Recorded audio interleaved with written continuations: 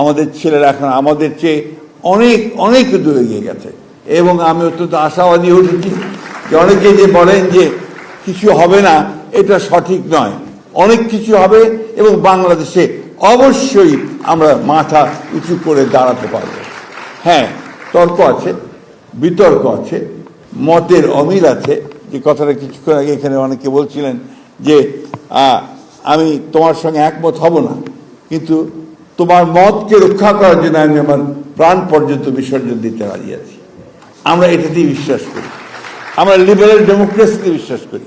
আমরা বিশ্বাস করি যে আমার কথা বলার স্বাধীনতা থাকতে হবে, তোমারও কথা বলার স্বাধীনতা থাকতে হবে, এবং এটাই হচ্ছে উপযুক্ত একটা ডেমোক্রেসি। বাংলাদেশের দুর্ভাগ্য যে বাংলাদেশে গণতন্ত্রটা চর্চা হয়নি, এবং এটা বোধহয় সম্ভবত লিগেসি অফ পাকিস্তান পলিটিক্স থেকে এটা এখানে হয়নি।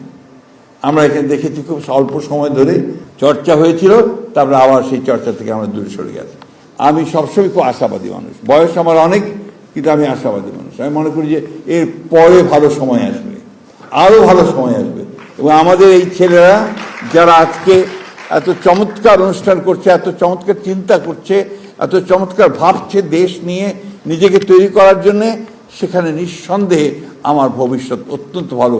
আমি ভবিষ্যৎকে ব্রাইট দেখি, আমি উজ্জ্বল দেখি।